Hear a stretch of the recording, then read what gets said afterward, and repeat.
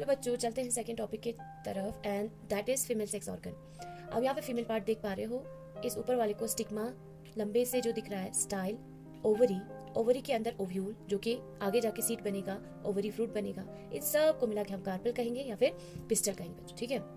यहाँ देख पा रहे हो, देखो मैंने कहा इसको मिला के हम कार्पेल कहते हैं, ठीक है। इन सबको मिला के कार्पेल यानी फीमेल पार्ट। अगर एक फ्लावर में फीमेल पार्ट एक ही होगा तो उसको हम मोनो कार्पेलरी कहेंगे, अगर एक से ज्यादा होगा तो उसको हम मल्टी कार्पेलरी कहेंगे, ठीक है। तो ऑन द बेसिस ऑफ ये multi carpellary plants are divided into two. जैसे कि एक का क्या होगा, कार्पेल जो फीमेल पार्ट है वो बंद होगा, क्लोज होगा, और किसी का ऐसा होगा इस टाइप का खुला खुला, है ना। तो जो बंद वाला होता है वो सिंक कार्पस कहते हैं हम उसको, और जो खुला हुआ होता है उसको हम एपोकार्पस कहते हैं बच्चों, ठीक है। जो आपके एनसीईआरटी बुक में दिया हुआ है एग्जाम्पल, ये वाला ये दिया हुआ ना, ये हिबिस्कस का है ना। तो सेकेंड वन जो बंद वाला है ये है पापावर सोमनिफेरस का है, एंड जो ये थर्ड वाला है ये मिकाइली का है, ठीक है बच्चों। एग्जाम्पल आपको ये चीज़ याद रखना है, कौन सा आपको पूछा जा सकता है, ठीक है।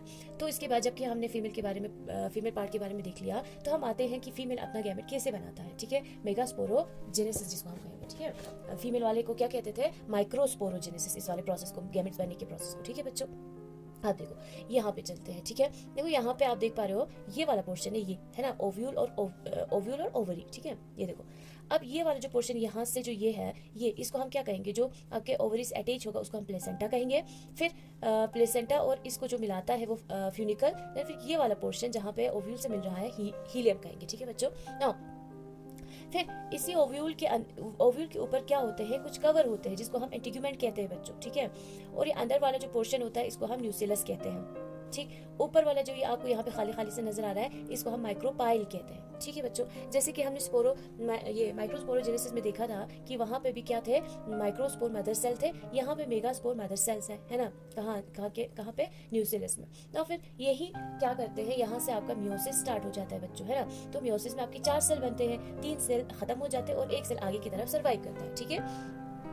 देखो फिर इसी सेल में आपका क्या हो जाता है, ये जो आगे की तरफ जो सेल सर्वाइव कर गया है ना, इसी को ये क्या करता है, माइटोसिस करता है और बहुत सारे सेल्स बनाते हैं इसके अंदर, ओव्यूल के अंदर, ठीक है। तो देखो यहाँ पे देख पा रहे हो कितने सेल बने, 1 2 3 4 5 6 7 8, है ना। यहाँ पे हमें 8 न्यूक्लाई मिलेगा, है ना, एंड 7 सेल्स मिलेंगे बच्चों, ठीक है। 8 न्यूक्लाई देखो, है ना, न्यूक्लियस देखो देख पा रहे हो, 1 2 3 4 5 6 7 8, है ना।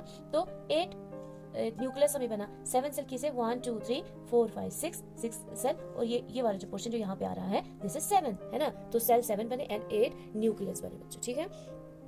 एंड ये जो आप देख पा रहे फिंगर लाइक प्रोजेक्शन, ये फिंगर लाइक प्रोजेक्शन क्या है, फिंगर लाइक प्रोजेक्शन को हम साइनर्जिड कहते हैं, ठीक है। फिलीफॉर्म एपरेटस जो है, इन दोनों को हम साइनर्जिड कहते हैं। एंड ये जो बीच वाला आप देख पा रहे हो, यही क्या है, एग है, दिस इज फीमेल एग बच्चों, ठीक है। और ये नीचे वाले इनका कोई ये नहीं होता है, इनको हम एंटीपोडल सेल्स कहते हैं। अब ये जो सेंट्रल में है ना, सेंट्रल सेल, इसको हम पोलर न्यूक्लियाई भी कहते हैं बच्चों। लास्ट में जो आपका डबल फर्टिलाइजेशन होगा ना, वो यहाँ पे एक का यहाँ पे होगा, एक माइक्रोस्पोर का, दूसरा कहाँ होगा, यहाँ होगा, ठीक है बच्चों। तो ये तब काम आएगा, ये जो है खत्म हो जाएगा बाद में आगे जाके, ठीक है। तो यहाँ पे हमने देख लिया कि किस तरीके से जो है आपका ये मेगास्पोरोजेनेसिस चलता है ओव्यूल फ्लावर के अंदर, फीमेल पार्ट के ओवरी के अंदर ओव्यूल में, ठीक है बच्चों। जहाँ पे हमने देखा जहाँ पे मेगास्पोर मदर सेल प्रेजेंट थे। और बच्चों यहाँ पे जो हमने देखा है ना, इसको क्या कहेंगे, इस टाइप के मोनोस्पोरिक एम्ब्रियोसेक कहेंगे, ठीक है। एम्ब्रियोसेक जहाँ पे आपका ये एग बना है, जहाँ पे डेवलप करेगा, उसको आप एम्ब्रियोसेक कहते हैं, और इसको हम ऑल्सो कॉल्ड फीमेल गैमेटोफाइट भी कहते हैं बच्चों। अब हम आते हैं अपने नेक्स्ट टॉपिक पे, वो है पॉलिनेशन। जैसे कि हम सब जानते हैं पॉलिनेशन पोलन का एंथर से स्टिग्मा पर मेल से फीमेल पार्ट के इस पे स्टिग्मा पे ट्रांसफर होने का नाम ही पॉलिनेशन है। इसमें हमें कुछ सब टॉपिक्स पढ़ने हैं, that is types of pollination, agents of pollination, out breeding device, pollen pistol interaction. और फिर आते हैं टाइप्स ऑफ पॉलिनेशन पे, जो कि आपका ऑटोगेमी, गिटिनोगेमी एंड जीनोगेमी है। अब इसमें और ये वाला क्या रहता है, सेम रहता है बच्चों, ठीक है। क्यों, देखो ये जो है एक ही फ्लावर में होता है ये, लेकिन ये दो मतलब अलग अलग फ्लावर में होते हैं लेकिन एक ही प्लांट का, ठीक है, यानी कि उसी खेत का मूली है ये भी, ठीक है। तो क्या होता है देखो, यहाँ पे भी एक ही फ्लावर से क्या चला जाता है, एंथर, ये पोलन जो है एंथर से स्टिग्मा पे चला जाता है। यहाँ पे एक ही प्लांट में क्या रहता है, एक ही प्लांट में लेकिन अलग अलग फ्लावर, ठीक है, सेम ही तो है। उनका जो जेनेटिक स्ट्रक्चर होगा, जेनेटिक मेकअप होगा, वो क्या रहेगा, सेम ही तो रहेगा, है ना। तो इसमें उतना फायदा भी नहीं है। सबसे फायदा आपका जीनोगेमी में है बच्चों, देखो, ठीक है। अब देखो, ये जो ऑटोगेमी वाले प्लांट्स जो होते हैं ना, प्लांट्स जो होते हैं वो कैसे होते हैं, वो मोनोशियस प्लांट होते हैं और ये उनका कैसा फ्लावर होता है, बायसेक्सुअल फ्लावर होते हैं, ठीक है बच्चों, यानी कि दोनों इसमें मेल एंड फीमेल प्रेजेंट होते हैं। इसके प्लांट कैसे होते हैं, इसमें आप एग्जांपल देखना चाहो तो यहाँ पे देख पा रहे हो, VOM, कोमिलिना, ऑक्सिलिस एंड वॉइला, ठीक है। तो यहाँ पे इसमें क्या है, इसमें जो प्लांट है वो ये डायोशियस प्लांट है एंड फ्लावर जो है मोनोशियस। फ्लावर में तो एक ही प्रेजेंट है ना, one sex is present, but जो प्लांट है वो क्या है, डायोशियस है, यानी कि दोनों इसमें प्रेजेंट है। ऐसे कुछ एग्जांपल है, जैसे मेज है, कैस्टर वगैरह है, ठीक है। तो ये इसके एग्जांपल है। तो इन दोनों में इतना कोई डिफरेंस नहीं है। सबसे अच्छा जो है पॉलिनेशन ये वाला है, जीनोगेमी वाला बच्चों, ठीक। इसमें क्या होता है, इसमें प्लांट अलग होते हैं, है ना, ये एक खेत की मूली नहीं है, ये अलग, ये अलग, और यहाँ से दूसरा फ्लावर, फिर यहाँ से दूसरा फ्लावर, ठीक है। तो फिर इसमें आपका अगर देखना चाहो तो पपाया आपका क्या है, एग्जाम्पल है। प्लांट कैसे होते हैं, डायोशियस होते हैं, ठीक, प्लांट जो है डायोशियस होते हैं एंड फ्लावर जो है यूनिसेक्सुअल फ्लावर कहलाते हैं बच्चों, ठीक है।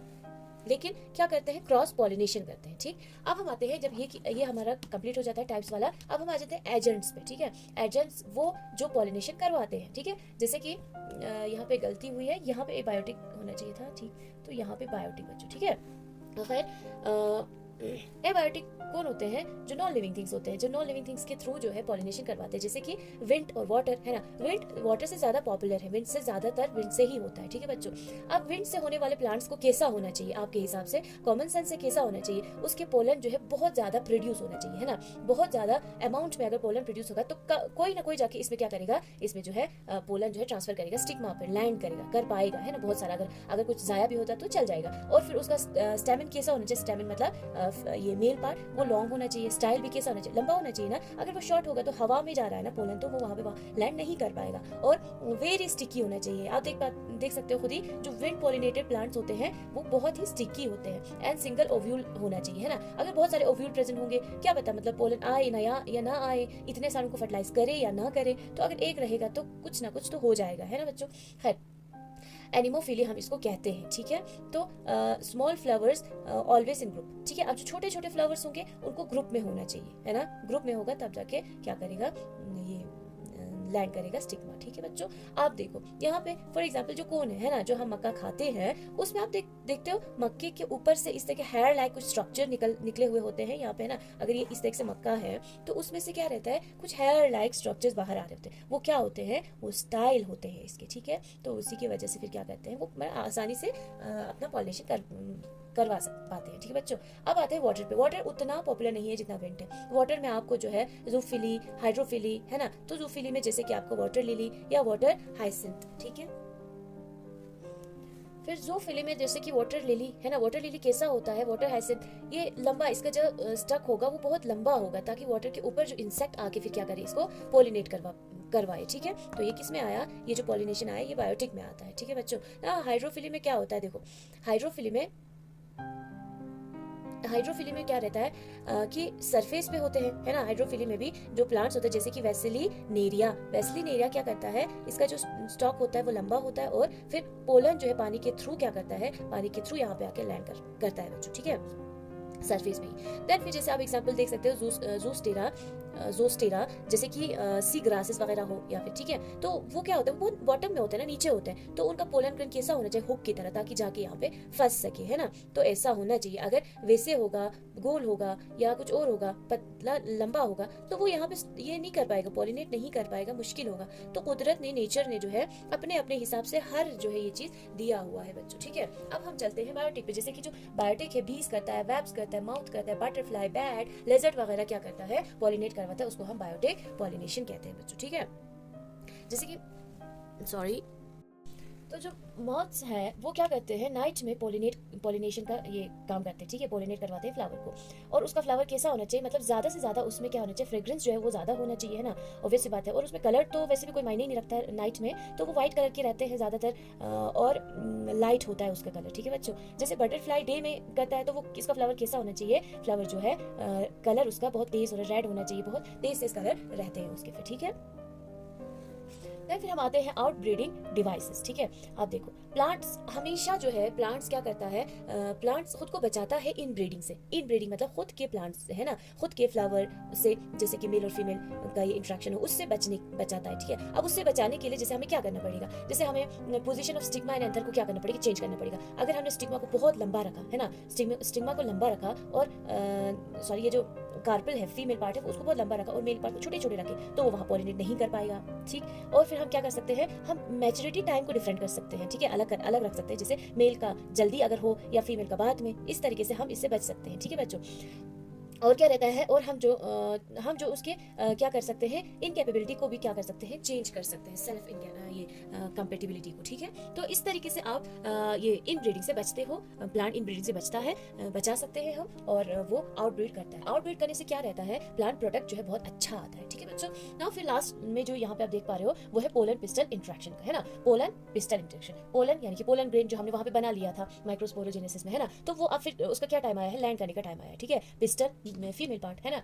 अब देखो जब ये यहाँ पे लैंड करता है ना, हमने बताया था ये यहाँ पे 2 सेल रहते हैं, 60% इसमें जो है इस तरीके से रहते हैं, कहा था, है ना, यानी कि 2 ये न्यूक्लियस रहता है इसमें, 2 सेल्ड ये पोलन में, है ना। जैसे एक को हम जनरेटिव सेल कहा था, हमने जनरेटिव सेल कहा था, और दूसरे को हमने वेजिटेटिव सेल कहा था, ठीक है बच्चों। फिर जनरेटिव सेल क्या करेगा, आगे जनरेट होगा, है ना, आगे चलाएगा। और वेजिटेटिव का क्या काम होता है, इसको हम ट्यूब सेल भी कहते हैं बच्चों, ठीक है, ट्यूब सेल भी कहते हैं, ये हेल्प करता है पोलन ट्यूब बनाने में, ठीक है। और देखो, और पोलन ट्यूब आगे की तरफ ऐसे बढ़ते जाता है, वो किसके इससे, वो जो है यहाँ पे हमने कहा था साइनर्जिक, है ना, ये वाला पोर्शन देखो, यहाँ पे फिली लाइक एपरेटस है, यहाँ पे ये वाला, ये क्या है, दिस इज ये साइनर्जिक, है ना। अब पोलन को क्या करता है, अपने तरफ कौन खींचता है, ये साइनर्जिक बोलता है आ जाओ, है ना, तो वो क्या रिलीज करेगा, केमिकल रिलीज करता है, और तो फिर वो यहाँ पे नीचे की तरफ चला आता है, ठीक है। जनरेटिव से आगे जाके माइटोटिक ये डिवाइड करेगा माइटोटिकली, ठीक है, तो वहाँ पे 2 ये बन जाएंगे न्यूक्लियस, है ना। तो एक न्यूक्लियस आके यहाँ पे साइनर्जिक के साथ, जो जिस साइनर्जिक ने अपने तरफ बुलाया होता है, इसके साथ क्या करता है, इसको यहाँ पे ये साइनर्जिक यहाँ पे खत्म हो जाता है, और फिर साइनर्जिक के पास में जो आप देख पा रहे हो, बीच में ये क्या था, एग था, आके इसके साथ फर्टिलाइज करता है ना।